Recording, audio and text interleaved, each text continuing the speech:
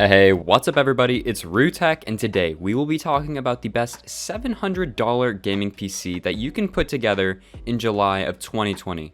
A lot of crazy, unpredictable prices nowadays due to the coronavirus, so I understand it is pretty tough to find the perfect rig for the perfect price. So that's why I put together this guide. With the $700 rig we'll be discussing today, you'll easily be able to run all games at 1080p at well above 60 frames per second, so it's a great rig for you guys with a monitor that has a high refresh rate. And at 1440p, you'll get 60 and above frames on most games with no need to lower the graphics settings. Now the reason for this is because I pushed for performance with this build. I didn't spare any money for aesthetics or RGB stuff, as you can always easily put that in later on. So this base $700 goes directly towards performance and performance only, as you'll find out with this guide as I talk about the parts. Alright, so before we get straight into it, I would really appreciate it if you checked out my channel. I post PC tech videos, among other things. Also, if you have any comments or questions as the video goes along, be sure to drop a comment. If you like the video, drop a like.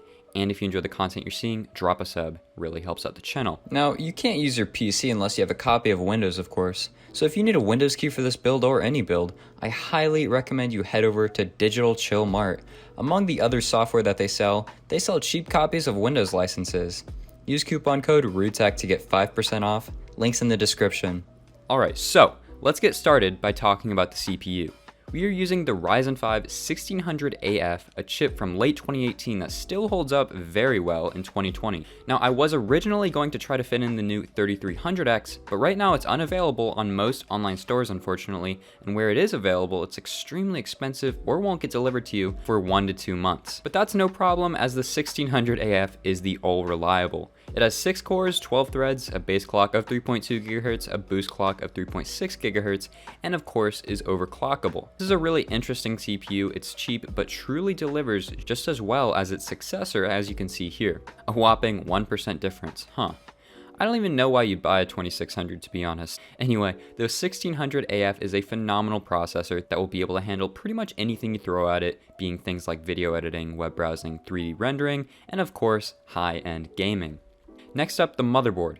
I chose the Gigabyte B450 AORUS Elite ATX motherboard. This motherboard has 4 RAM slots, a max RAM capacity of 64 GB, and a max RAM speed of 3200 MHz. And of course, it's a beautiful looking motherboard, especially with its RGB capabilities. It does also have overclocking capabilities, so if you want to push the 1600AF a bit more, you absolutely can. You just need to keep an eye on those temperatures. It is also crossfire capable. Overall, a solid motherboard. This is definitely the best one you can grab for this price range. For RAM, it'll be the GeIL Evo POTENZA 16GB, so 2 sticks of 8GB RAM.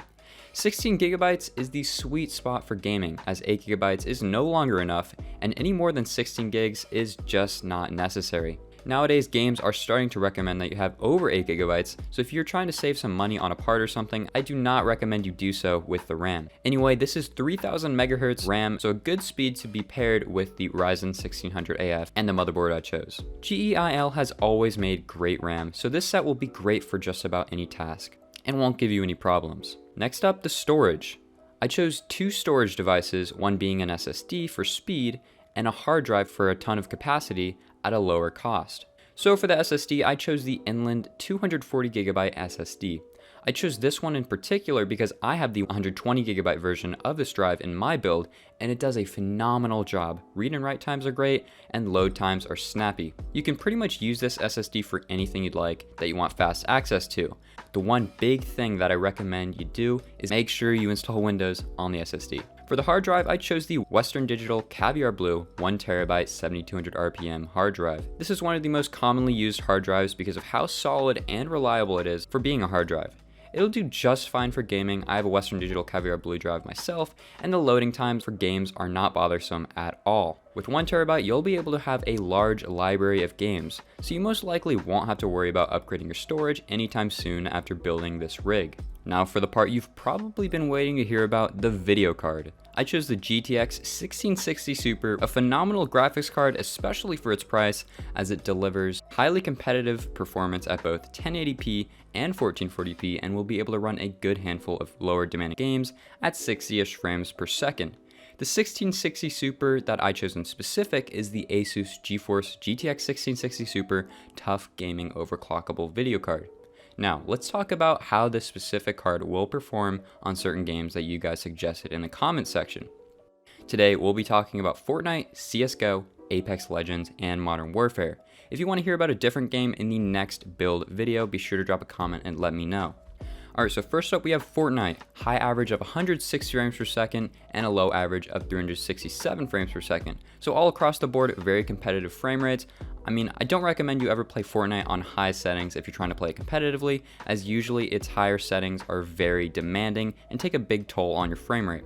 And for 1440p, high average of 69 frames per second and low average of 260 frames per second. So clearly, if you want to play Fortnite at competitive frame rates, you're going to want to try to avoid high settings. You should probably play on low, medium. But again, the settings of Fortnite are very adjustable and you can tweak them to what fits for you. For CSGO, 1080p, high average of 289 frames per second, low average of 443 frames per second, and for 1440p, a high average of 207 frames per second and a low average of 394 frames per second. So CSGO, pretty much no matter what you run it at, you're going to get very competitive frame rates. I'm sure you can even push 4K on CSGO if you'd like and still be able to get a good frame rate. I mean, it's pretty obvious that if you play on low, you're going to get extremely high FPS. So yeah, next game, Apex Legends, 1080p, high average of 128 frames per second and low average of 208 frames per second. So you can play this game competitively on high. 128 is just shy of 144, which is the max amount of frames you could see on a 144 Hz refresh rate monitor. And for 1440p, high average of 85 frames per second and low average of 127 frames per second. So if you're playing at 1440p, you're probably going to want to avoid high settings. You're definitely going to want to play on low or medium settings, but on 1080p, it doesn't really matter. You'll get great performance regardless on that resolution. Finally, Modern Warfare, 1080p, high average of 94 frames per second and low average of 169 frames per second, and for 1440p, a high average of 54 frames per second and low average of 125 frames per second. So Modern Warfare is clearly the most demanding title of all the games we're discussing right now. So if you're playing at 1080p, it doesn't really matter what settings you're playing at. You're going to get some pretty good frame rates. And at 1440p, definitely going to want to avoid a high. You can't even get an average of 60 frames per second. But if you play it low, you'll still be able to get above 100 frames per second, which is a great place to be in terms of frame rate. All right, next up, the case. Now for the case, I chose one that I just felt was nice for this build and also fit within the budget, but you really can choose any ATX case that you'd like. So I chose the Thermaltake H100TG ATX case. It has a nice, large glass window on the side, which is obviously a must-have in a gaming PC build. Tons of room inside, so you won't really ever have to worry about that either. Thermaltake always makes quality items, so this definitely is going to be a solid case to be using, but again, you can choose any you'd like that is labeled ATX. Finally, the power supply. I chose the EVGA BR 600 watt 80 plus bronze certified power supply. I've always been a fan of EVGA's BR lineup. I've built 2 PCs with it and have never encountered any problems. Now it has 600 watts of 80 plus bronze certified power, meaning that it will be able to supply 82% of 600 watts at 100% load, which is 492 watts, which is more than enough, as PC Part Picker estimates that this PC will only take up 304 watts at maximum load. This also means that you have a lot of room for upgrading, so CPU, RAM, storage, whatever it may be, there is room for it.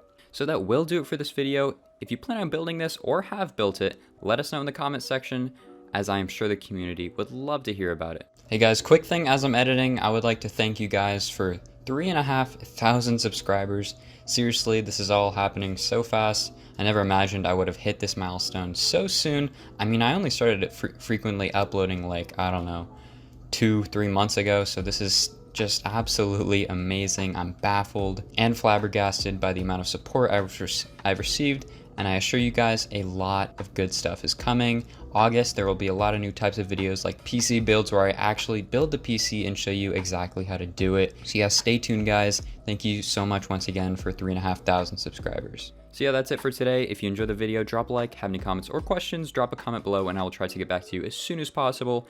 And if you enjoy the content you're seeing, drop a sub. Thanks for watching. Peace out.